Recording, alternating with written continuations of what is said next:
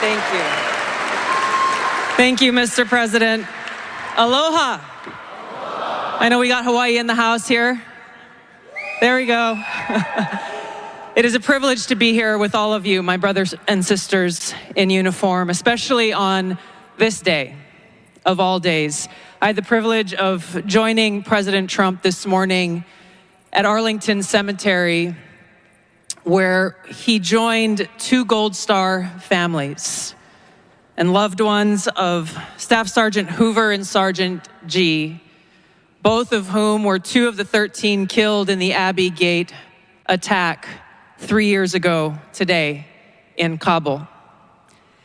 And I can tell you, as we were there, as he laid a wreath at the tomb of the unknown soldier, joining these Marines' loved ones, I felt the sorrow that he shared with them in their loss. I felt and saw his sincere appreciation for these servicemen and women who paid the ultimate price, and their loved ones who continue to grieve to this day. This is personal for me, as I know it is for so many of you here. This is real. It's not just words. I first deployed to Iraq in 2005 with the Hawaii Army National Guard as a member of Charlie Med.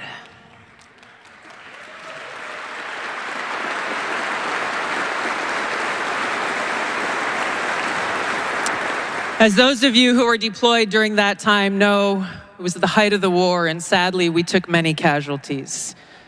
And every day we were confronted with that high human cost of war and that sadness as we boarded the plane when we left, that we were leaving some of our brothers and sisters behind, only to lose others when we got home to suicide.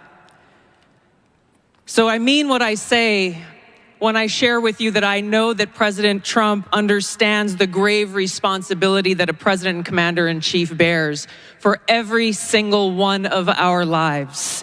Whether you're a soldier, you're an airman, a Marine, sailor, or a coastie, he keeps us in his heart in the decisions that he makes. We saw this through his first term in the presidency, when he not only didn't start any new wars, he took action to de-escalate and prevent wars.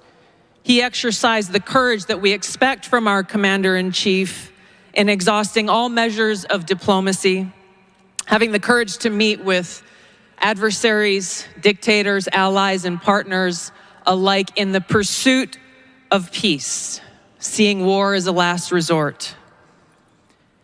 The truth is, as we head towards our decision as a country in November, the same cannot be said about Kamala Harris. In fact, the opposite is true, and we're living through this reality today as this administration has us facing multiple wars on multiple fronts and regions around the world, and closer to the brink of nuclear war than we ever have been before. This is one of the main reasons why I'm committed to doing all that I can to send President Trump back to the White House, where he can once again serve us as our commander-in-chief.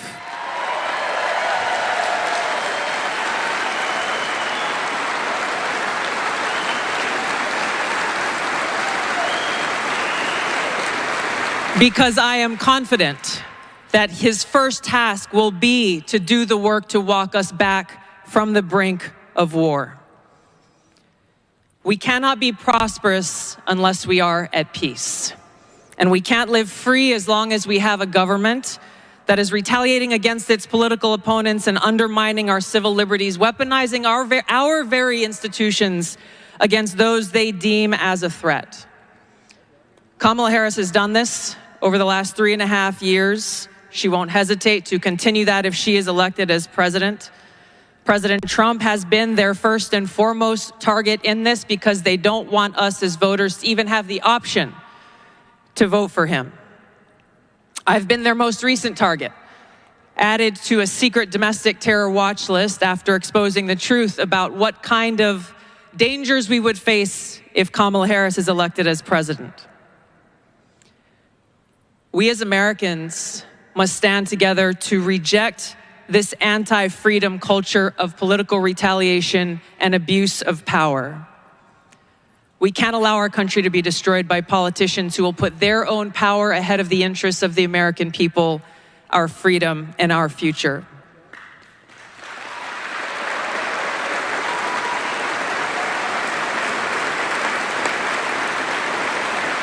I am proud to stand here before you today, whether you're a Democrat, a Republican, or an independent. If you love our country, as I do, if you cherish peace and freedom as we do, I invite you to join me in doing all that we can to save our country and elect President Donald J. Trump and send him back to the White House to do the tough work of saving our country and serving the people. Thank you very much. Thank you very much, Mr. President.